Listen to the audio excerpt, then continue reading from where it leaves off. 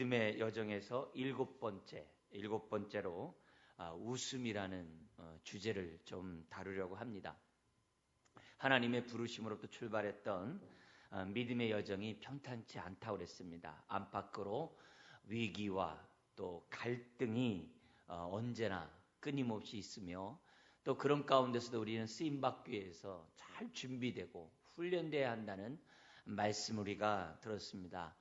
그러나 이렇게 훈련되고 준비된 가운데 있지만 여전히 우리의 믿음의 삶 속에서는 두려움과 의심이 언제나 우리를 떠나지 않아서 믿음과 두려움과 의심이라는 것이 서로 어울리지 않지만 항상 상존한다는 것을 우리는 하나님의 말씀을 통해 들었습니다.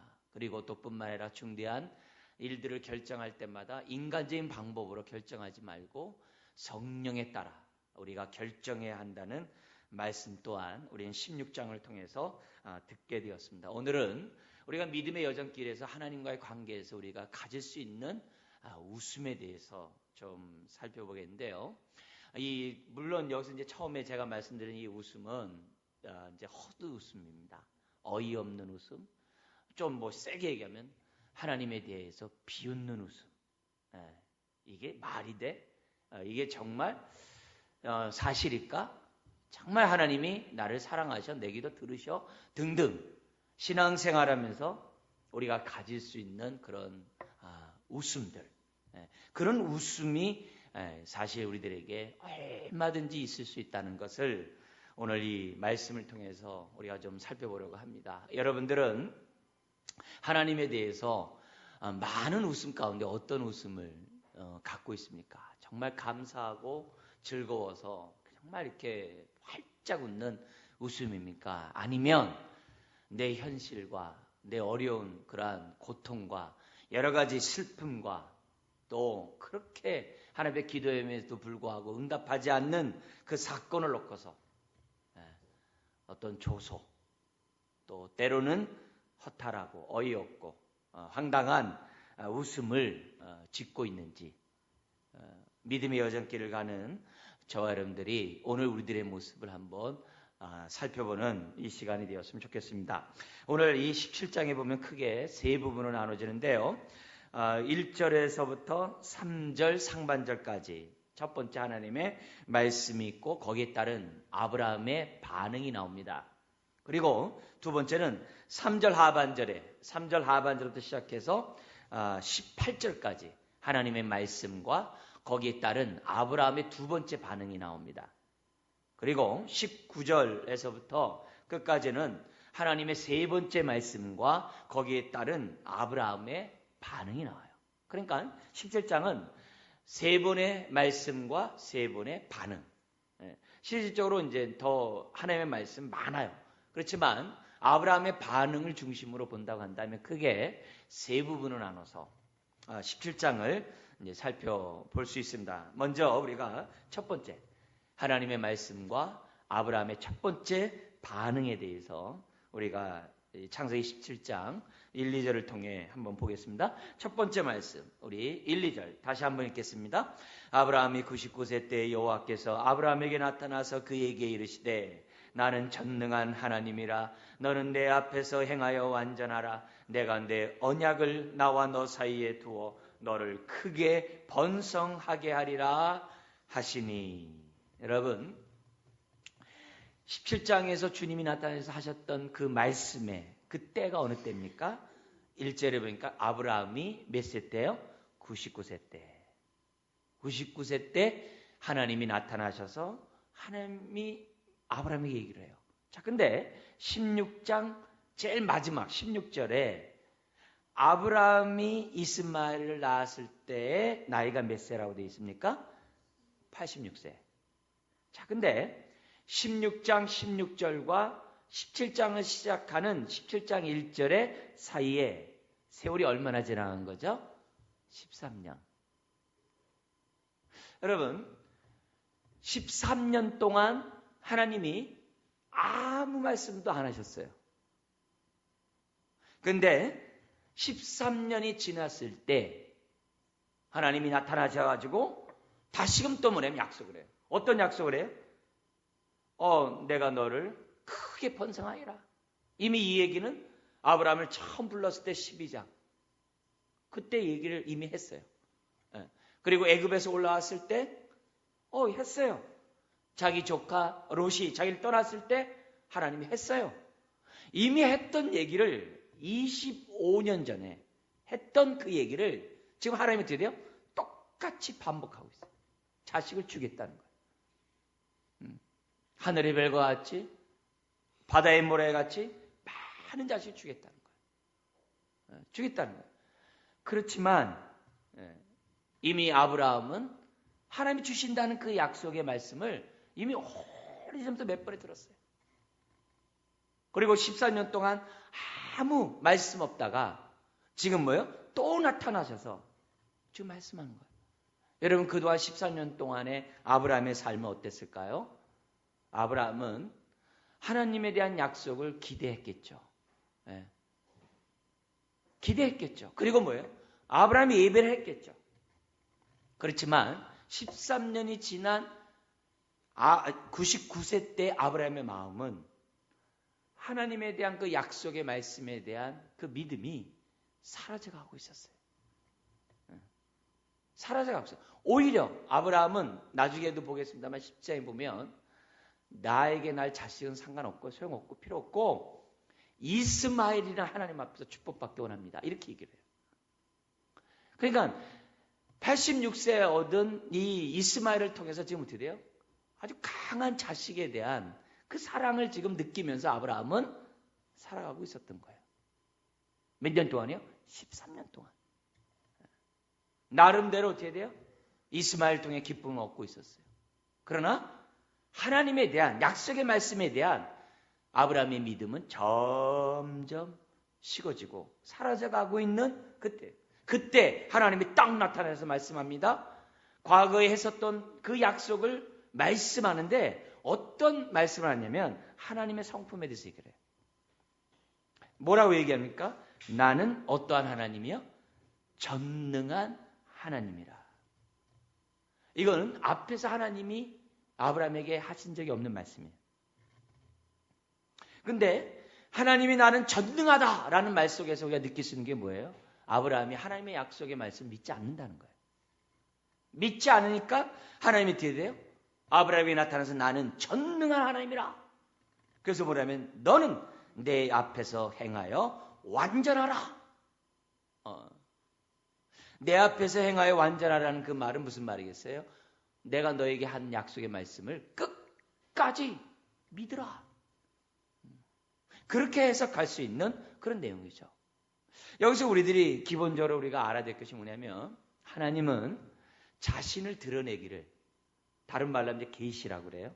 하나님은 계시하기를 즐겨하세요. 자신을 드러내기를 기뻐하세요. 그래서 우리가 정말 믿음으로 하나님의 말씀을 펴면 성령님이 우리의 눈을 열어서 하나님의 음성을 들을 수 있도록 우리를 축복하세요. 하나님은 나타내기를 즐거워하세요. 예수님도 그랬어요. 나는 길이요 진리요 생명이요. 그때 그 진리가 뭐냐면 감추인 것이 없이 다 드러남, 이런 뜻이에요. 구약에서부터 예언되었고 감추었던 그 메시아가 바로 나다. 이게 나는 진리요, 이런 표현이에요. 하나님은 자신을 드러내기를 너무 기뻐하시는 분이에요. 그런 가운데 믿음의 여정 가운데 있는 아브라함에게 정말 이 시간에 필요했던 하나님이 어떤 분이었냐면 전능한 하나님이라는 사실을 아브라함은 배워야만 했다는 거예요. 여러분 이건 굉장히 중요해요. 왜요? 그동안에 하나님의 약속은 뭐예요? 4번씩이나 계속 반복하면서 하는 말씀이 뭐예요? 하나님은 언약에 신실하신 하나님이라는 얘기를 계속한 거예요. 4번씩이나 계속했어요. 근데 신실하실 뿐만 아니라 어떤 분이라는 거예요? 전능하신 하나님이라는 거예요.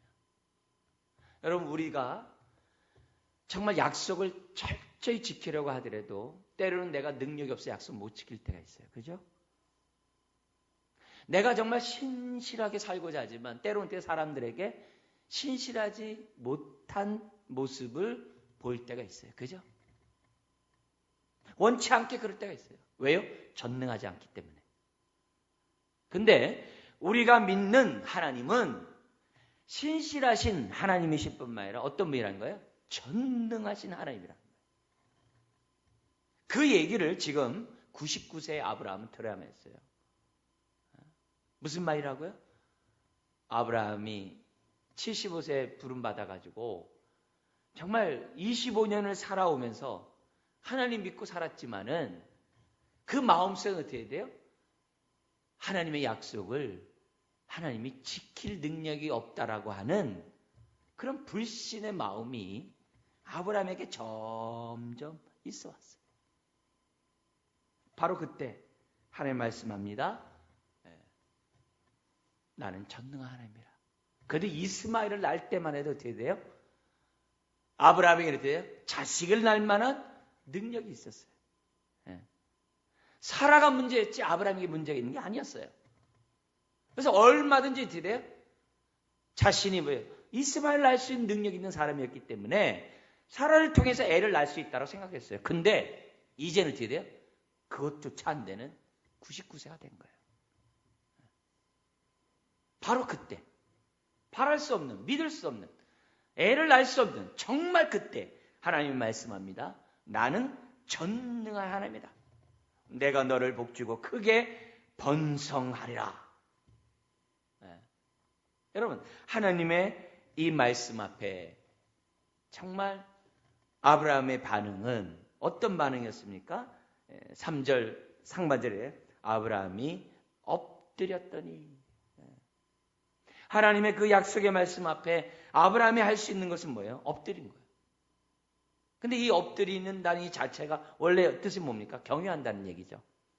경외한다는 거죠. 비록 자식에게 이스마엘의 자식이 없었지만은 그래도 돼요. 아브라함은 하나님을 믿었어요. 그리고 하나님을 경외했어요. 그리고 그동안에 옛날에 하던 것처럼 예배하면서 아브라함은 믿음의 여정의 길을 걸었을 거예요. 예배하는 자였어요. 그렇지만 아브라함은 어떤 상태였어요? 전능하신 하나님이라는 말씀을 듣지 않으면 안 되는 아브라함의 믿음이었다는 사실을 지금 우리에게 단적으로 보여줘요. 그러므로 오늘 우리가 여기서 두 가지를 배워야 됩니다. 하나는 내 삶에 이제는 하나님이 내 기도 안 들어주는 것 같아. 이제는 나에게 관심이 없어. 내가 그렇게 열정적으로 헌신적으로 부르짖고 기도했던 거 하나님이 내 기도 안 들어줘. 여러분, 그런 상황이라 할지라도 우리는 아브라함처럼 하나님을 경외하는 마음은 변해서 안 돼요. 내 삶이, 공고한 삶이 지속되고 슬픈 삶이 지속되고 어려운 삶이 지속돼도 하나님 앞에 엎드리는 경외하는 이 자세만큼은 버려서는 안 돼요. 그게 첫 번째 우리가 생각해야 되는 거고, 두 번째는 뭐냐면 반대로 여러분, 우리가 하나님을 경외한다고 하면서 내 현실의 고통의 문제, 슬픔의 문제, 어려움의 문제 때문에 혹시라도 아브라함처럼 전능하신 하나님에 대한 믿음을 놓고 있다고 한다면 우리는 오늘 다시 한번 정말 전능하신 하나님에 대한 믿음을 저와 여러분들이 가져야 한다는 것을 우리들에게 말씀하고 있어요. 그것이 첫 번째 하나님의 말씀과 아브라함의 반응에서 우리가 알 수 있는 교훈입니다. 두 번째가 나옵니다. 엎드린 그 아브라함을 향해 두 번째 말씀을 합니다. 3절에 하나님이 또 그에게 말씀하여 이르시되, 뭐라고 얘기하냐면 크게 세 가지를 얘기합니다. 4절에서 또 8절까지는 뭐냐면 내가 너와 한 약속을 반드시 지켜주시겠다라고 하는 표징으로 아브람의 이름을 아브라함으로 개명해 주셨어요. 여기 아브람은 존귀의 아버지예요. 근데 아브라함은 열국의 아버지라는 뜻이에요. 열국의 아버지라는 얘기는 하나님이 주신 그 약속을 어떻게 돼요? 하나님이 반드시 성취해서 아브라함으로 하여금 열국의 아버지가 되게 하겠다는 하나님의 의지를 계명을 통해서 하나님이 말씀해요. 그게 48절이에요. 그리고 두 번째는 9절에서 14절에 나옵니다. 뭐냐면 내가 한 이 약속을 믿는다면은 할례를 받으라는 거죠. 할례를 받으라는 거죠. 할례는 뭐냐면 언약의 표징이라 그랬어요. 언약의 표징이라 했어요. 그래서 할례를 받은 남자들은 어떻게 돼요? 항상 자기의 할례 받은 모습을 보면서 그래 나는 언약 백성이지, 할례 받은 백성이지 생각하면서 언약 백성답게 살아가야만 하는 것이 할례였어요. 근데 이 할례가 신약에 들어와서는 그리스도의 할례라는 말로 뭐냐면 그 내용의 의미가 드러나요. 골로새서 2장에 보면 그리스도의 할례래요. 그럼 그리스도의 할례하면서 거기서 뭐라고 설명하냐면 우리의 육체의 몸을 벗어버리고 우리가 새 사람을 입는 것, 주님과 함께 죽고 주님과 함께 다시 살아나는 것을 그리스도의 할례래요. 그러면 이 그리스도의 할례를 다른 말로 신약에서는 또 뭐라 그래요? 로마서 6장에서는 세례라는 말로 썼어요. 세례라는 말로 썼어요. 세례가 뭐예요? 옛사람을 벗어버리고 새 사람을 덧입는 거고, 옛사람이 주님과 함께 죽고 새 사람이 주님과 함께 사는 것이 세례잖아요. 그러니까 여기서 뭐냐면 하나님 뭐냐면 언약의 표징으로 할례를 받게 함으로써 지금 하나님이 아브라함과 그 후손에게 요구하는 것은 뭐라는 거예요? 신약의 표현을 쓴다면 어떻게 해야 돼요? 반드시 거듭나야 한다는 거죠. 반드시 거듭나야 한다는 거죠. 거듭나야 한다는 사실을, 그리고 거듭날 뿐만 아니라 너는 내 앞에서 행하여 완전하는 말씀처럼 언약 백성답게 살아야 한다는 것을 지금 하나님이 뭐예요? 말씀해 줘요. 이 얘기가 에레미야 4장 4절에 보면 뭐라고 되어 있냐면은 요 말을 이렇게 해서 그랬어요. 너는 육체에 할례를 하지 말고 마음의 가죽을 베라 이렇게 돼 있어요. 마음에 무슨 가죽이 있습니까? 마음에 무슨 가죽이 있겠어요? 육체나 있지. 근데 마음의 가죽을 베라라고 하면서 뭐냐면 너는 하나님께 속하라. 그러니까 진정한 뭐예요? 회개죠. 진정으로 하나님 믿는 그 믿음을 에레미야 선지자가 얘기를 해요. 너희들이 형식적이고 외형적인 신앙을 가졌기 때문에 그렇게 하나님 앞에 하나님의 이름을 부르면서 네 정욕과 욕심대로 사는 거야. 이거는 마음의 할례를 받지 못했기 때문이야. 이렇게 하면서 에레미야 선지자가 아주 눈물의 통곡을 하면서 설교를 해요. 그러니까 결국 하나님이 우리에게 이 아브라함에 주었던 이 할례의 그 모습의 참된 모습은 언약의 표징으로 할례를 받지만 중심 뭐예요? 마음의 할례죠. 신약의 입장에서 할례를 보면 어떻게 돼요? 세례죠. 세례죠. 그 얘기를 해요. 그리고 또 뭐냐면 15절 16절에 아브라함의 이름만 바뀌는 것이 아니라 사례가 사라가 되게 해주겠다라고. 이 말은 무슨 말이냐면 반드시 사라를 통해 아브라함의 자식을 낳게 주시겠다라고 하는 그 의지를 그의 부인 사례의 이름을 계명시킴으로써 다시 한번 확인시켜 주시는 그런 얘기가 16절까지 나오고 있어요. 자, 그러면 이 두 번째 크게 3절에서부터 16절까지 하셨던 우리 하나님의 이 말씀은 크게 두 가지죠. 이름이 계명된 것과 할례. 이 두 가지죠. 언약 백성으로 살아가는 데 있어서 이 두 가지는 너무 중요해요. 우리 좀 건너뛰어가지고 신약의 입장에서 우리 생각해 보죠.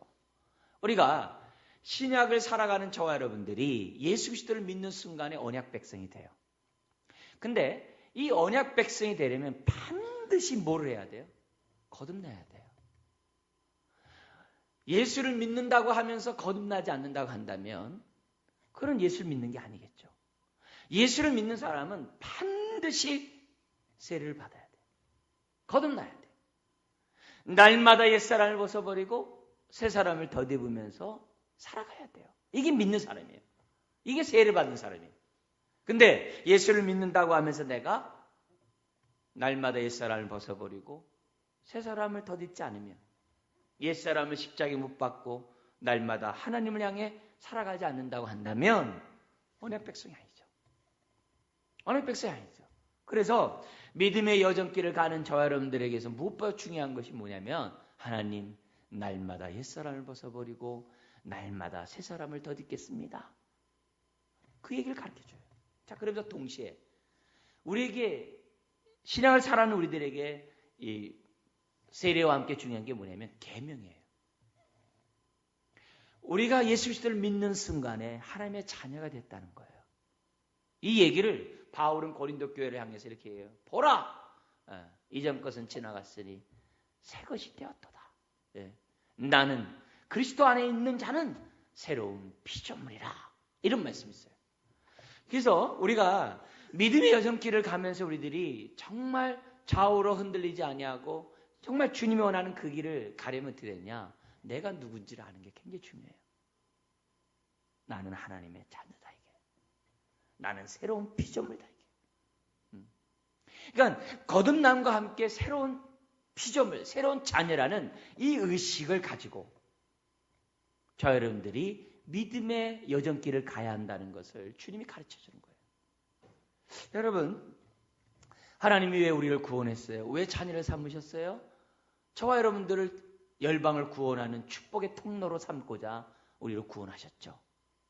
그렇다면 이 열방을 우리를 통해 정말 구원하고자 하나님이 우리를 부르셨다면 우리가 어떻게 해야 돼요? 거듭나야죠. 거듭나야죠. 우리가 거듭나야 또 우리들의 삶이 날마다 새 사람을 덧입는 삶을 살아야 나를 통해서 내 이웃이 주님을 만나죠. 주님을 만나죠. 그렇기 때문에 우리가 믿음의 여정길을 가는 저와 여러분들에게 있어서 이 할례와 함께 이 계명, 그래 나는 이것을 위해 부름받았어, 이 확신, 이런 것들이 저와 여러분들에게 있어야 한다는 것을 주님은 계속 계시를 발전시켜 가면서 우리들에게 말씀하고 있는 것을 봐요. 자, 그러자 이렇게 위대한 이 엄청난 이 말씀 앞에 우리 아브라함의 두 번째 반응을 한번 보겠습니다. 17절 18절인데요. 같이 한번 읽어볼까요? 아브라함이 엎드려 웃으며 마음속으로 이르되 100세 된 사람이 어찌 자식을 낳을까? 사라는 90세니 어찌 출산하리요? 하고 아브라함이 이에 하나님께 아뢰되 이스마엘이나 하나님 앞에 살기를 원하나이다.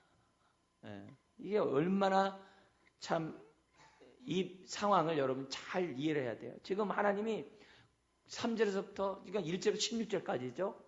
얼마나 많은 말씀에 약속의 말씀, 축복의 말씀, 은혜의 말씀을 확 쏟아냈습니까? 심지어 나는 전능한 하나님이다라고 얘기하면서까지 얼마나 하나님이 말씀하셨습니까? 근데 기껏 아브라함의 반응이 뭐냐? 비웃는 거예요. 어이가 없다는 거예요. 헛웃음을 짓는 거예요. 말도 안 된다는 거예요. 아브라함이 엎드려 웃으며 마음속으로 이렇게 있어요. 이 웃음이 기뻐서 웃는 웃음이에요? 아니죠. 말도 안 되는 소리 하지 말라는 거죠, 하나님한테. 말도 안 되는 소리. 지금 25년, 24년이지만 25년 동안 아브라함이 얼마나 기도하고 얼마나 애쓰고 노력했는데 여태까지 응답도 안 해주면서 또 나타나셔서 내가 너를 열방에 아비가 되게 하리라. 네 사례 역시 열국의 어미가 되리라. 이렇게 말씀하니 또 전능하신 하나님이라. 아브라함은 어떻게 돼요? 핏쭉 웃는 거죠. 말도 안 된다. 우선 우리가 믿음의 조상인 아브라함이 웃었다는 자체가 참 우리는 의아해요. 아브라함 그러면 무조건 아멘 아멘 아멘 아멘 이렇게 가는 것으로 우리는 인식될 수 있는데 아브라함은 어떻다는 거예요? 지금 25년이 될 때까지 그도 어떻게 돼요? 자라가야 됐고 그도 어떻게 돼요? 정말 저와 여러분들과 다를 바 없이 많은 위기와 갈등과 두려움과 의심과 지금 이거 뭐예요? 어떻게 보면 비웃는 거죠. 비웃음이 아브라함에게도 있었다는 거예요. 중요한 건 뭐냐면 왜 그랬냐 이게.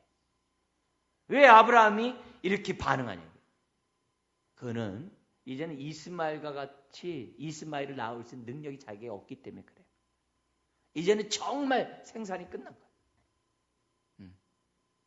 더 이상 이제 자기가 볼 때 이제는 아무리 해도 애를 낳을 수가 없는 상황이란 거예요. 그래서 아브라함이 너무나도 잘 알아요. 그렇기 때문에 그런 상황에서 자식을 낳는다고 그러니까 웃는 거죠. 그런 소리 하지 말라고. 도대체 몇 번씩이나 말씀해놓고 주신다고 하면 빨리 내가 조금이라도 능력 있을 때, 애를 낳을 수 있는 능력 있을 때 애를 주셔야지. 안 주시면서 자꾸 주신다고 하니까 아브라함이 뭐예요? 그냥 비웃는 거죠. 물론 마음속이지만 하나님이 다 아는 거죠. 다 아는 거죠. 여러분, 지금 4번씩이나 계속 하나님의 약속의 말씀하시면서 우리 뭘 배워요? 하나님은 변함이 없어요. 하나님의 약속은 변함이 없어요. 한 번 약속한 것을 바꾼 적이 없어요. 문제는 아브라함이 이랬다 저랬다. 상황과 능력에 따라서 변하고 또 변하고 또 변하고 급기야 어둡게 된 거예요? 웃기까지 한 거예요. 하나님 말도 되지 않는 말하지 말라는 거예요. 이제는 도저히 인간적으로도 하나님의 약속을 믿을 수 없다는 거예요. 하나님이 1절에서 나는 전능하신 하나님이라고 했음에도 불구하고 자기 현실에 눌려서 하나님의 약속의 말씀을 비웃는 거예요. 비웃는 거예요. 이제는 드디어 기대조차도 안 해요. 그러면서 뭐라 그래? 차라리 이스마엘이나 하나님 앞에서 살았으면 좋겠습니다. 이스마엘이나 잘 됐으면 좋겠습니다. 하면서 드디어 자식에 대한 그 믿음은 완전 밑바닥에 가 있는 아브라함의 모습을 보는 거죠. 자신의 한계를 넘지 못하고 지금 하나님 앞에 얘기하는 거죠. 문제는 우리입니다. 이제는. 여러분, 우리 자신은 어떻습니까? 우리 자신은 어떠냐? 여러분 자신 어떻습니까?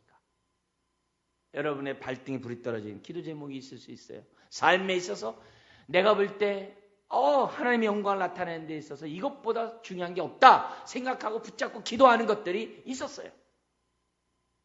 근데 아브라함처럼 25년이 지나가고 또 13년이 지나가는 오늘 이 현실 속에서 만약에 난 그래도 하나님 앞에 비웃지는 않아. 그걸로 만족할 게 아니라 혹시 과거에 그렇게 열정과 정말 간절함으로 소망하며 기도했던 그 기도를 오늘 내가 기도조차 하지 아니하고 기대조차 하지 않는다고 한다면 아브라함과 다를 바가 없는 거예요. 아브라함 다를 바가 없는 거예요. 은혜 받고 하나님 앞에 부르짖고 하나님 뜻대로 살겠다라고 헌신했음에도 불구하고 오늘 현실이 어렵고 힘들고 여전히 내가 고통 가운데 있을 때 우리는 하나님의 전능하심을 잃어버릴 수 있다는 거죠. 그래서 기대조차 하지 않고 있다고 한다면 우리는 뭐예요? 나는 비웃지 않았어. 그렇게 말할 게 아니라 다 똑같다는 거죠. 그것을 우리들에게 가르쳐줘요. 그러므로 오늘 다시 한번 우리가 아브라함처럼 하나님을 경외해서 이처럼 나와서 예배를 드려요. 엎드려요. 경외하면서 예배는 드려요. 그러나 내 마음속에 하나님의 전능하심을 믿지 않고 기도하고 있지 않다면 아브라함과 다를 바가 없는 거예요. 저나 여러분이나 아무 믿음의 여정 가운데 하나님의 응답을 볼 수가 없다는 거예요. 여러분, 어떻게 믿음의 조상 아브라함이 하나님 앞에 비웃습니까? 하나님의 약속의 말씀에 그렇게 헛웃음을 짓습니까? 말도 안 되죠. 근데 말도 안 되는 그것이 오늘 내가 하고 있는 거예요. 전능하신 하나님을 믿지 않으면 나도 뭐예요? 말도 안 되는 행동을 지금 하고 있는 거예요. 근데 감사하게도 하나님이 이렇게 비웃는 아브라함을 뭐라고 안 해요. 왜요? 아시거든요. 우리 하나님 앞에서 참 감사한 게 뭐냐면 하나님은 믿음의 길을 가는 저와 여러분들에게 대해서 원망하지 않는다는 거예요. 더 세게 얘기하면 원한을 갖지 않아요. 우리를 이런 나를 배척조차 하지 않아요. 감사하죠. 그러니까 그렇게 하나님 믿지 않고 그렇게 하나님 불신하고 심지어 하나님의 역사에 대해서 되게 비웃으면서도 하나님은 되게 여전히 우리에게 긍휼한 마음을 갖고 계세요. 놀랍죠? 사람들은 어떤 일을 하다가 자기 뜻대로 하는데 확 뒤엎어버립니다. 근데 하나님은 이렇게 믿지 않는 아브라함에 대해서 그 인생을 바꿔버리지 않아요. 오히려 그런 아브라함에게 믿음을 더하세요. 심지어 이스마엘이나 잘 되기 원합니다. 이게 반항이죠, 뭐예요? 그런 아브라함에게도 하나님은 설득을 해요. 설득을 해요. 그래서 세 번째 말씀이 시작이 됩니다. 19절에서부터 하나님의 세 번째 말씀이 시작하는데 뭐라고 얘기하냐면 19절에 다시 한번 확실하게 말합니다. 읽어볼까요? 하나님이 이르시되 아니라 내 아내 사라가 내게 아들을 낳으리니 너는 그 이름을 이삭이라 하라. 내가 그와 내 언약을 세우리니 그의 후손에게 영원한 언약이 되리라. 참 여기 보면 또 우리 하나님은 아주 유머러스한 하나님이세요. 굉장히 유머의 하나님인데 지금 비웃고 있는 아브라함에게 뭐라 그러냐면 내가 아들을 낳을 것인데 그 이름을 이삭이라 하라. 근데 이삭이라는 이름이 뭐냐면 웃음이라는 이름이에요. 근데 이 웃음은 비웃는 웃음이 아니에요. 기쁨의 웃음이라는 뜻이에요. 그러니까 비웃고 있는 아브라함에게 뭐냐면 내가 진짜 웃게 해줄게. 하나님이 그렇게 해요. 막 비웃고 있는 아브라함에게 내가 진짜 웃음을 줄게. 그래서 네 아들을 이삭이라 하라. 그래. 지금은 못 믿고 어처구니 없다는 식으로 네가 웃고 있지만 진짜 기뻐서 웃을 수 있도록 내가 해줄게. 이렇게 얘기하고. 비웃으면 그냥 꼴밤을 팍 때리고 저리 가. 이렇게 하는 게 맞는데 비웃고 있는 아브라함에게 조차 하나님 되대요. 오래 참으시고 긍휼히 여기시고 전능하심을 어떻게 돼요? 유머를 통해서 우리들에게 말씀해요. 참 정말 우리에게도 이런 유머가 있다고 한다면 우리의 삶이 참 지금보다 훨씬 행복할 텐데 기쁠 텐데 이런 생각을 갖게 됩니다. 그러면서 하나님은 아브라함과 맺은 언약을 너와 내 자손에게 맺겠다고 하는 그 약속을 다시 해요. 그러면서 20절에 이스마엘이나 살게 해달라고 했던 그 아브라함을 향해 20절에 이런 배려를 아끼지 않습니다. 같이 읽어볼까요? 이스마엘에 대하여는 내가 내 말을 들었나니 내가 그에게 복을 주어 그를 매우 크게 생육하고 번성하게 할지라 그가 12두령을 낳으리니 내가 그를 큰 나라가 되게 하려니와. 이렇게 됐어요. 여러분 지금 이제 아라비아의 조상이죠. 해주겠다 이게. 축복하겠다. 나중에 이사야 선지자를 보면은 예수 그리스도 안에서 유대인과 저 아랍과 애굽이 하나가 된다라고 하는 그 예언이 나와요. 나중에는 영적으로 이 모두가 하나님의 백성이 된다고 하는 그 예언이 나옵니다만 어쨌든 네가 이스마엘에 대해서 관심이 있다라고 얘기하지만 내가 얘기하겠다. 내가 그를 축복할 거다. 그리고 내가 이미 앞에서도 얘기했잖아요. 그의 하갈에게 얘기했잖아요. 그 이스마엘 엄마에게 얘기했잖아요. 내가 아브라함에게 줬던 축복을 내가 주겠다. 그런 얘기를 합니다. 그러나 이렇게 얘기해요. 21절에 내 언약은 내가 내년 이 시기에 사라가 내게 낳을 누구와 세운다고요? 이삭과 세우리라. 이렇게 얘기해요. 그러니까 하나님의 뜻은 변함이 없는 거죠. 하나님의 의지는 변함이 없는 거죠. 그러니까 더 이상 이스마엘이나 살기 원합니다 말하지 말라 이게. 나는 네 아내 사라를 통해 네 씨를, 네 자식을 낳을 것이라고 하나님은 아브라함에게 설득시키고 있어요. 여러분, 여기서 우리가 정말 이 하나님의 이런 말씀을 보면서 참 감사하죠. 왜요? 비웃는데 믿음을 더하셔서 웃음을 주시겠다고 하니 얼마나 감사해요. 그죠? 탕자같이 모든 걸 다 탕진하고 주님 앞에 왔는데 나는 아들이라 칭함받는 거는 고사하고 내 품꾼이 하나라도 되었으면 좋겠다 했는데 아들로 삼아줄 뿐만 아니라 송아지를 잡고 기쁨으로 맞이해 주시잖아요. 우리가 하나님 앞에서 가져야 될 하나님에 대한 이 바른 지식이 정말 우리는 올바로 가져야 한다는 것을 다시금 보여줘요. 여러분이 지금 하나님에게 대해서 전능하신 하나님께 기대도 안 하고 기도도 안 하고 그냥 현실에 쌓여가지고 그냥 하나님의 약속의 말씀에 대해서 무관심하고 비웃고 있다 할지라도 한번 예수 그리스도를 믿는 하나님의 자녀에 대한 하나님의 신실함은 변함이 없다는 것을 우리에게 보여줍니다. 자, 그러면서 동시에 또 하나 우리가 깨달아야 되는 것은 뭐냐면 하나님께는 생육하고 번성하는 것보다 더 중요한 게 있다는 걸 보여줘요. 그게 뭐냐? 언약 백성이 되는 거예요. 하나님과 언약을 맺는, 언약 관계를 맺는 언약의 자손이 되는 것이 중요하다는 것을 우리에게 가르쳐줘요. 예를 들면 이겁니다.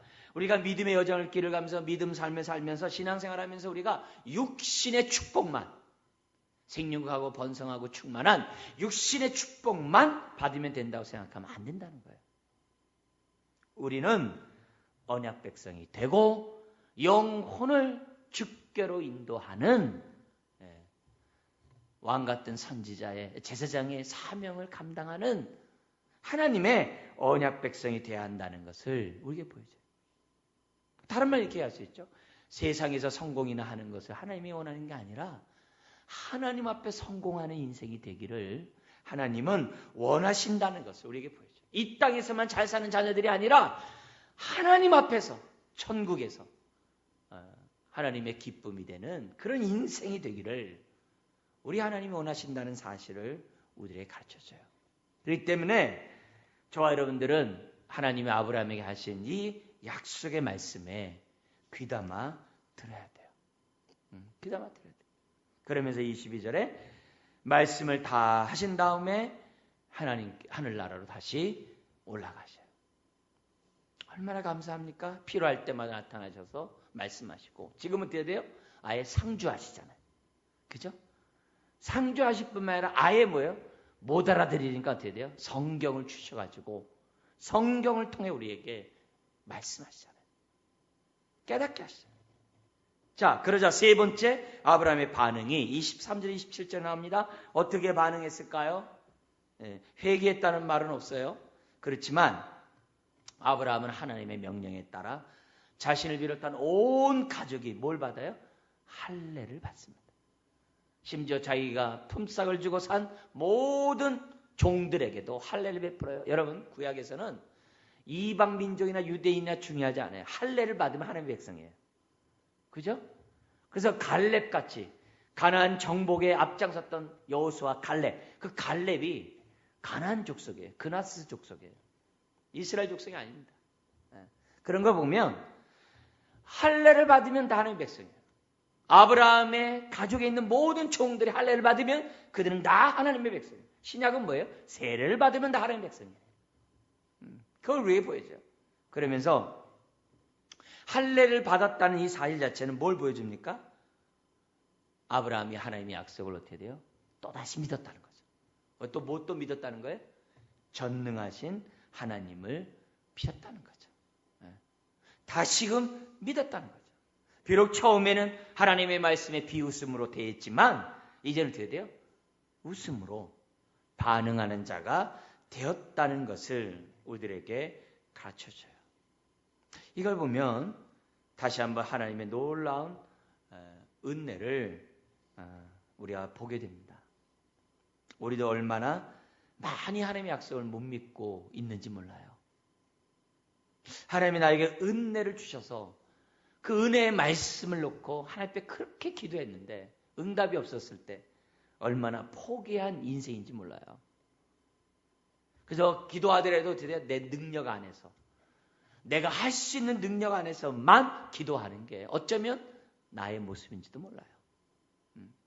전능하신 하나님에 대한 믿음 없이 그냥 내 능력 안에서 우리가 기도하고 있는지는 몰라요. 그렇지만 하나님의 이런 나에게 지금 어떻게 돼요? 웃음을 주시는 하나님이신 줄 믿습니다. 여러분, 우리 하나님은 비웃음조차도 웃음으로 바꾸시는 긍휼의 아버지세요. 그렇기 때문에 오늘 우리들이 다시 한번 이 시간에 믿음의 여정의 길을 자하는 저와 여러분들, 하나님의 약속의 말씀 앞에 기대하지 않고 그냥 혹시 말도 안 된다라고 말하지 말고, 하나님 그런 말씀이 있을 때마다 주님 믿을 수 있는 믿음을 주시옵소서. 바랄 수 없는 중에 바라게 해 주옵소서. 정말 믿지 못한 상황에서도 믿을 수 있도록 하나님 도와주십시오. 네. 백부장은 뭐야? 말씀만 하면 주님이 내 집에 오는 걸 감당치 못합니다. 말씀만 하면 내 종이 낫겠습니다. 네. 정말 그 믿음을 하나님 저에게도 허락해 주옵소서. 믿음의 여정 가운데 있을 수 있는 많은 어처구니 없는 많은 일들 하나님 내려놓습니다. 아브라함에게 웃음을 줬듯이 저에게 웃음을 주시옵소서. 결론적으로 말씀드리겠습니다. 하나님의 말씀에 대한 아브라함의 세 가지 반응을 보세요. 처음에는 그냥 경외하는 마음을 엎드렸어요. 두 번째, 아브라함은 어떻게 돼요? 하나님의 약속의 말씀을 비웃었어요. 그러나 세 번째, 그는 어떻게 돼요?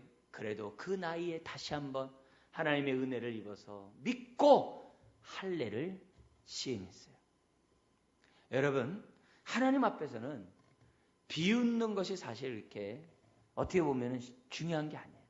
하나님 앞에 중요한 건 뭐냐면 그 비웃음을 웃음으로 바꾸어 주시는 하나님을 믿지 못하는 게 중요해요. 오늘 우리는 얼마든지 하나님에 대해서 비웃을 수 있어요. 어처구니 없다라고 체념할 수 있어요. 그러나 하나님은 그런 나에 대해서 정말 배척하시는 게 아니라 긍휼히 여기시고 오히려 나에게 아브라함에게처럼 믿음을 더하시는 주님이신 줄 믿습니다. 여러분, 이 시간이 무슨 시간이에요? 아브라함에게 믿음을 더해줬던 그 하나님이 오늘 17장의 말씀을 통해서 저와 여러분들의 믿음을 더하시고 계심을 저는 믿습니다. 여러분도 믿으시고 정말 웃음으로 변하시는 그 주님께 다시금 믿고 오늘 다시 한번 우리가 마음의 할례를 받는 복된 시간 되기를 주의 이름으로 축원드립니다. 기도하겠습니다. 하나님 아버지, 믿음의 여정 웃게 하시는 하나님을 만나며 전능하신 하나님 앞에 우리의 모든 것을 아뢰는 하나님 자녀들 되게 하여 주옵소서. 주여, 우리의 삶 속에서 내 능력 안에서만 기도하고 내 능력 밖에 대해서는 한탄하며 원망하며 불평하며 고통스러워했던 우리들의 죄악들을 용서하시고 이 옛것들을 다 벗어버리고 다시 한번 믿음으로 이 시간에 일어서는 하나님 자녀 되게 하여 주옵소서. 주여, 전능하신 하나님이 나와 함께 하심을 믿게 하여 주시옵시고 그 전능하신 하나님 앞에 믿음의 믿음을 더하는 우리 모든 사람 되게 하여 주옵소서. 믿사오며 예수님의 이름으로 기도드리옵나이다. 아멘.